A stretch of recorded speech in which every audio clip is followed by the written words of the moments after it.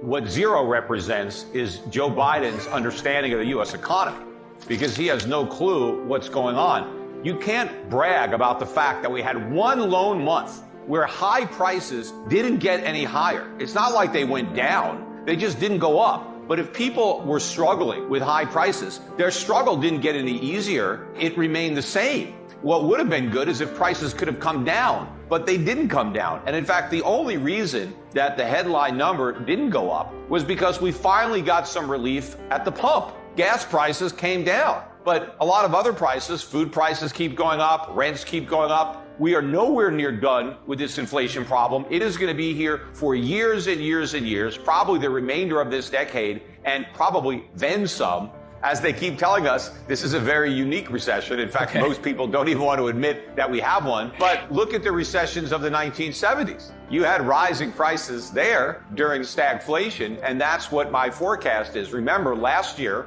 I was predicting the U.S. economy would be in recession in the first half of 2022, and very few people had that right. But I also predicted that inflation wasn't transitory, that it would get stronger as the economy got weaker, and that is exactly what happened. Now, the reason that I believe that inflation is going to kick into a higher gear as this recession that we are in gets worse is because I believe Powell is going to pivot ultimately, and he is going to give up his fight against inflation in order to fight a different foe, and that is going to be a recession and rising unemployment and potentially a financial crisis, either one that has already happened or one that is rapidly approaching. And so I think Powell is going to choose what he believes to be the lesser of the two evils, and I think he's going to pick fighting recession and propping up financial markets and monetizing government debt so the Treasury doesn't have to default. I think the Fed is going to pick that over inflation. And so unlike the pivot that we got with Volcker back in 1982, where Volcker pivoted after a victory in his fight against inflation, Powell is going to pivot despite defeat. Inflation is going to win. And so when we go back to 0% interest rates or whatever we do, and when we go to QE5, which is going to be launched, I don't think the Fed is going to shrink its balance sheet very much. It's going to shrink it less than it did last time it tried to do it, which is an impossible task given the bubble it's inflated. I think when the Fed goes back to stimulus and creating inflation, when inflation is maybe double or triple or quadruple that 2% target, the markets are going to react very differently than how they reacted in the past. Because in the past, the Fed was able to justify all this cheap money because they said we don't have enough inflation. We're still below target. Well, when they go back to this stimulus, when inflation is triple or more their target, the markets aren't going to buy it. And so I think all the inflation that they are going to have to create in order to stimulate the economy out of this recession is going to ignite a powder keg. We already have an inflation problem, and Powell's going to pour all this gasoline on it. And so we're going to see inflation moving up to a much higher level, even though it's already very high. In fact, it's probably double what the government claims in the CPI. If you want to know what's actually happening to prices, you've got to double what the government tells you, and that's more accurate. Meanwhile, labor force participation last month fell to 62.1. That is the low for the year. And in fact, over the last 4 months, even though we've created all these jobs, the number of people in the workforce has gone down. And so that means that all the jobs that were created over the last 4 months were people who already had a job getting another job. You know, Biden claimed that we have a record number of people in the workforce. He was mistaken. We had more people working 4 months ago than we have working now. The record high for the number of people working is before the pandemic. So even though we've recovered the jobs that we lost prior to the pandemic, it's only because the same people have multiple jobs. We haven't recovered the workers. We still have a lot of workers that were working prior to the pandemic that haven't rejoined the labor force. We can't have a soft landing because a soft landing means we avoid recession. So by that definition, we've already crashed, or it's a hard landing. It is what it is. And so you have all these Keynesians that somehow believe that inflation is caused by economic growth. They also think it's caused by too many people working. They think there's a trade-off between unemployment and inflation. They think if there's not enough people unemployed, you're going to have more inflation. And the way to get rid of inflation is to put people out of work. All of this is Keynesian nonsense. Inflation is not caused by the private sector. It's not caused by growth. It's not caused by people working. The only people working that cause inflation are the people at the Fed who are running the printing presses or are pushing all the buttons that are creating all the money. That's where inflation comes from. And they create inflation in order to monetize U.S. government debt. So the federal government runs a big budget deficit. The Federal Reserve prints up money to buy those bonds, and that inflation enters the economy. It's got nothing to do with growth or people working. As a matter of fact,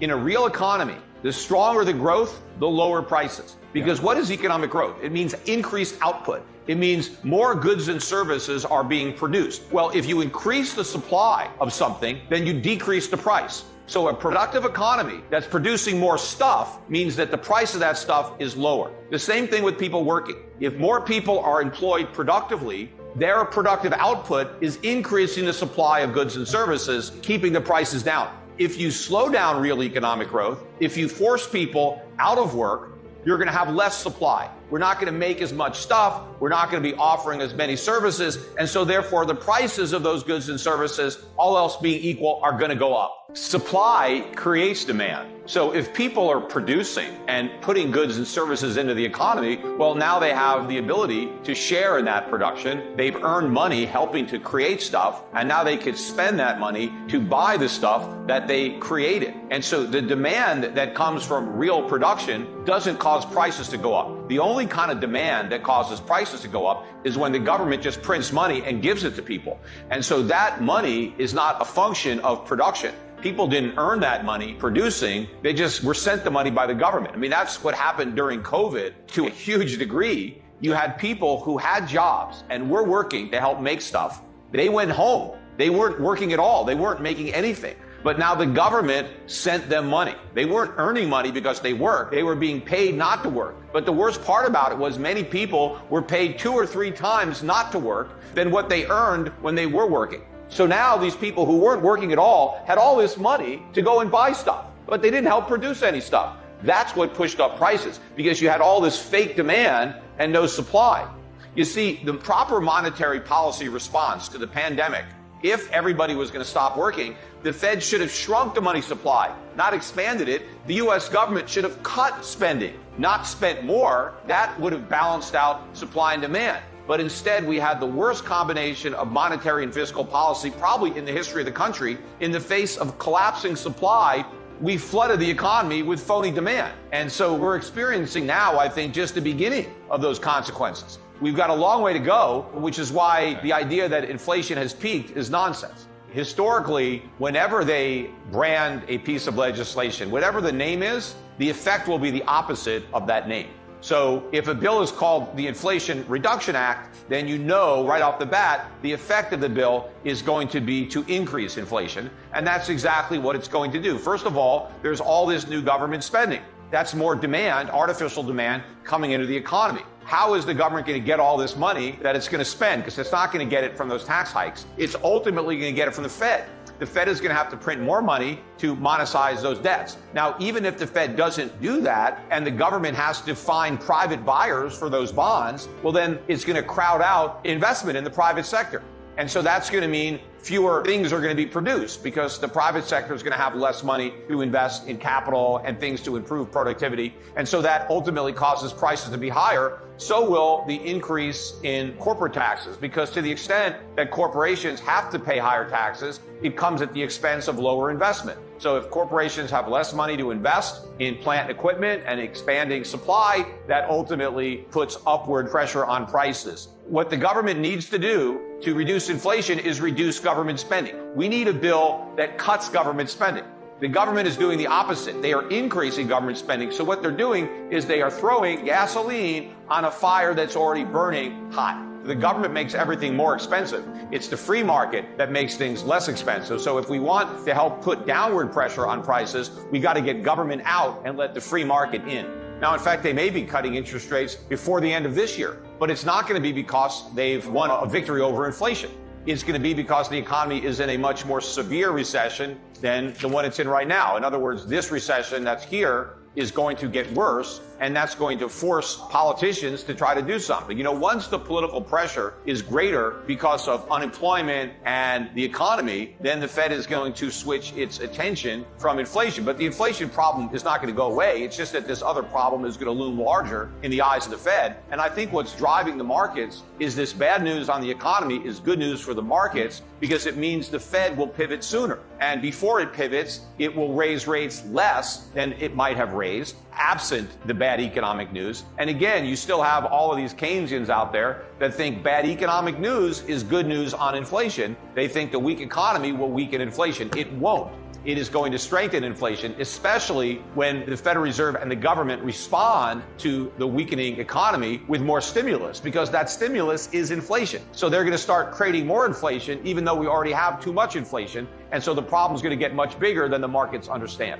I still think this is an overall bear market. I think that rate hikes are going to continue to take their toll, but so will inflation. I think inflation is going to harm a lot of companies that have a problem dealing with it. I think a lot of demand is going to be destroyed for a lot of discretionary items, because people are going to spend all their money on food, on energy, on insurance, on rent, on taxes. Well, I think the nature of this financial crisis is going to be a lot different than the one we had in 2008, because I don't think the Fed is going to allow it. That's one of the reasons I believe that Powell is going to pivot, because if the Fed does keep raising rates, we will have a financial crisis that looks like 2008, only much worse. Because 2008 was about bad debt. It was about people borrowed money and they couldn't pay it back, and the collateral for the loans was no good because it was real estate and prices went down. Well, we have much more debt now than we had in 2008. I mean, by an order of magnitude. Everybody has more debt than they had back then. And so this is going to be a much bigger crisis when the defaults start. And all those banks that were too big to fail, that were bailed out in 2008, they're a lot bigger now. And when they fail, it's going to be a lot worse, except with inflation too high and the Fed fighting inflation,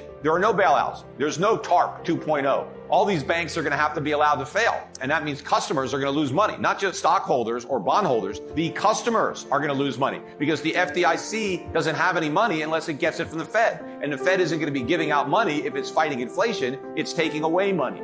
So I believe the Fed is going to pivot to prevent that massive financial crisis. And so what we're going to get is a sovereign debt crisis and a US dollar crisis. So it's going to take the form of a crashing dollar. And so the people who are going to lose money are not the people that are just holding subprime mortgages, but the people who are holding U.S. Treasury bonds or any bonds denominated in U.S. dollars, or even people that have U.S. dollars stuffed under their mattress. The dollar has risen so far in the early stages of this big inflation because investors are still delusional about the Fed's ability to contain inflation and bring it back down to 2%. When they wake up to reality that inflation is going to be way above 2% indefinitely, then the dollar is going to fall through the floor, and then things like gold and silver will go through the roof. Remember, in 1971, the U.S. defaulted on its obligations because Nixon took us off the gold standard. But prior to that, if you owned a Federal Reserve note and you were a foreign central bank, you owned an obligation of the United States government to pay you gold. Federal Reserve notes were notes for gold.